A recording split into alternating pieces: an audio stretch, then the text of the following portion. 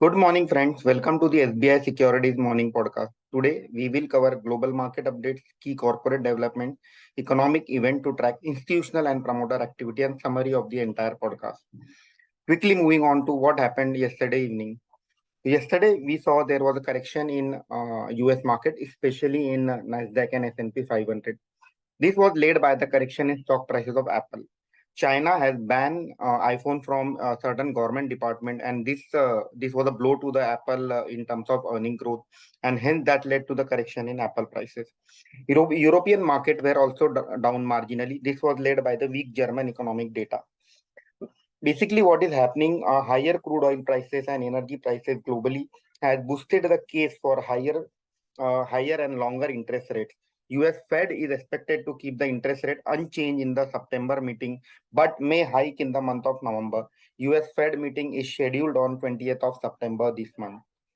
Moving quickly to the domestic market, what happened in Indian market yesterday? Despite global negative sentiment, Indian benchmark stock indices steadily advanced yesterday to end higher for the fifth consecutive session. The Sensex and Nifty both closed up by 0.6%. The rally was broad-based with gains witnessed in realty, media, bank, energy, mid-cap 100 and IT sector. FMCG and pharma sectors were under pressure. The key gainers yesterday were Larsen and Toubro and IndusInd Bank, which both were up by 4% and 2% respectively.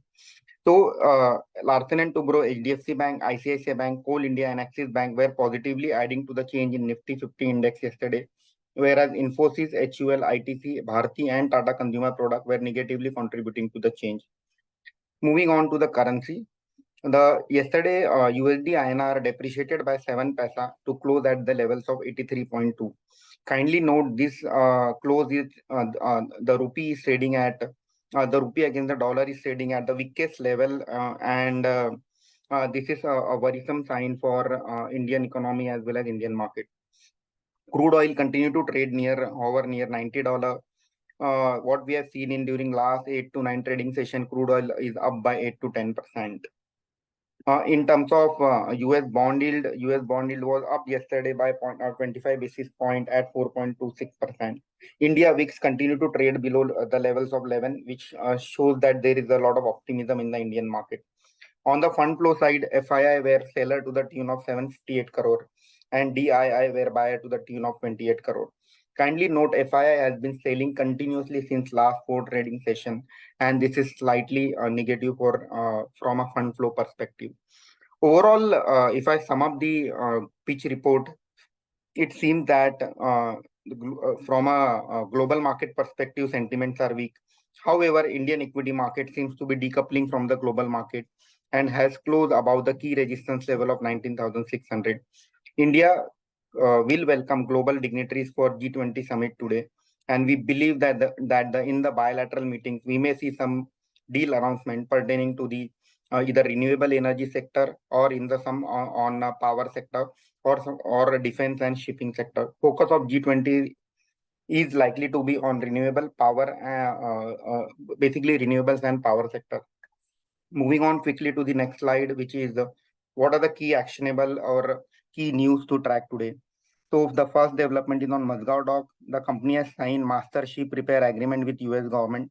This will lead to the voyage of US Navy ship for repair in India. That's a positive for Mazgaon dock in medium to long term. Yesterday, Mazgaon dock was trading in a positive green territory. Stock was up between 8 to 10%. Power Make has won the order to the tune of 625 crore. Again, this is the one of the quality companies in on the engineering cap goods side. So that's positive for Power Make. Yesterday, life insurance premium data came. What we saw was that overall industry premium was down by 19%, and this was mainly led by LIC. So LIC new business premium collection in the month of August was down by 35%.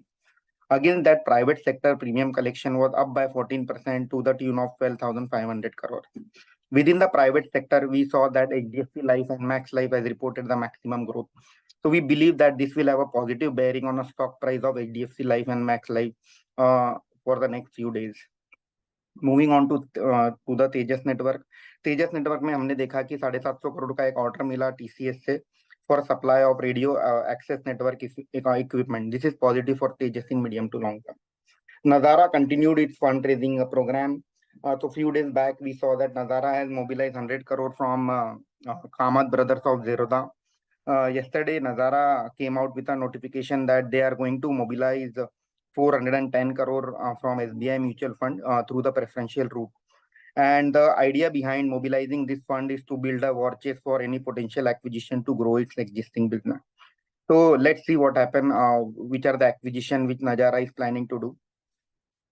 Moving on to the Tata Steel. Tata Steel has tied up with Avada Group to set up a green hydrogen and ammonium facility in the Odisha. That's a positive for long term for Tata Steel. To keep track of other news, kindly follow our morning update reports on SBI Securities website and Telegram channel. Moving on to next slide. What is the fund flow driven action today? So yesterday we saw selling by promoters of DB Realty, Usha Martin, Sapphire Foods, Info Age and Tatva Chintan Pharma. No bulk deal were key major bulk deal were reported in the yesterday. So that section is empty today. So keep track of other insider trades and bulk deal. Kindly follow the morning update report. You will get a further detailed breakup of each of the promoter. What is the quantity which they have sold, whether it is DB Realty, Usha Martin, Sapphire Food, Info Age or Tatva Chintan. Moving on to the what are the key events to track. आज GDP data आएगा Japan और Russia का. Again, within this, I believe that the data of Japan is very important because their governor, the government and governor over there may change the interest rate trajectory in Japan based on this data. Now moving on to the what is the fun fact of the day. Nowadays, we are hearing a lot of news on Cipla, right? So एक सिप्ला काफी news में चल रहा है क्योंकि जो सिप्ला के promoter हैं वो अपना स्टेक बेचने वाले हैं और इसमें private equity and there are many players who are fighting for this stake, right? So what is the full form of Cipla? So full form of Cipla is Chemical, Industrial and Pharmaceutical Laboratories Limited. To sum up, what is the trading and investment strategy today? So we may see a stock specific action today in the Indian market. कल जो 19,600 levels के ऊपर Nifty ने close दिया है ये एक sentimentally positive है. मैं इसलिए कह रहा हूँ क्योंकि काफी टाइम से जो निफ्टी है 19,200 से 19,600 लेवल्स के बीच में ट्रेड कर रहा था. इनफैक्ट एंटायर अगस्त मंथ हमने देखा कि एक रेंज में ट्रेड कर रहा था निफ्टी और आफ्टर लॉन्ग टाइम एक निफ्टी ने 19,600 लेवल्स का पार किया है और कल 19,700 के ऊपर क्लोज दिया है. तो ये एक सेंटिमेंटली पॉजिटिव साइन है. आज G20 मीटिंग स्टार्ट होगी दिल्ली में तो India will be hosting lot of global dignitaries. हमने जैसे डिस्कस किया कि defence, shipping, renewables, hotel stock आज फोकस में रहेंगे. Power sector will continue to remain under focus due to peak power demand. What has happened is that due to the weak dry weather, there is an increase in power demand and hence the government is fighting tooth and nail to ensure that the peak power demand is met. So power sector stocks like Coal India, NTPC, JSW Energy, so entire power sector will remain under the focus. After long time, large caps have started participating in the rally. So we may see a mid cap and small cap moving in the consolidation zone and large cap जो है ये अब rally में participate करना start किए तो हमारा focus large cap पे होना चाहिए. That's all for the day. Thank you. Investment in securities market are subject to market risks. Read all the related documents carefully before investing.